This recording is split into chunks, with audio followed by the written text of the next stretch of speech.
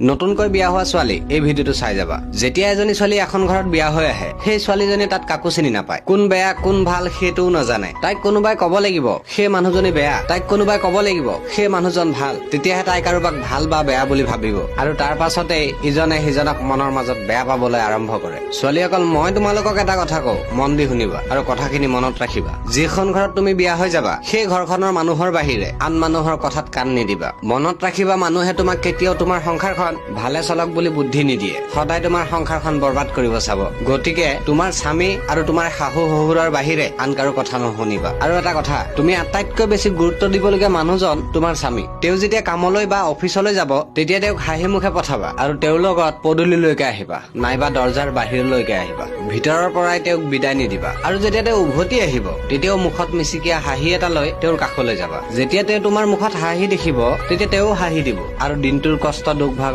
কথা সকলো পাহৰি যাব। এজন স্বামীয়ে এইটোৱে বিচাৰে যে তেওঁৰ পত্নীজনী হাঁহি মুখে থাকক, হাঁহি মুখেৰে তেওঁৰ লগত কথা পাতক। ল'ৰাসকলক এটা কথা কওঁ, তুমি যদি তেনেকুৱা পত্নী পাইছা, তেতিয়াহ'লে তুমি খুবেই ভাগ্যৱান, আৰু সেই পত্নীজনীক খুব মৰম কৰিবা। তাই তোমাৰ ঘৰত লক্ষী লৈ আহিব। আৰু ছোৱালীসকললৈ এটা প্ৰশ্ন, এনেকুৱা এজনী পত্নী তুমি হ'ব পাৰিবানে? আৰু ভিডিঅ'টো কোনে কোন ডিষ্ট্ৰিক্টৰ পৰা চাই আছা কমেন্ট কৰি জনাবা। ধন্যবাদ।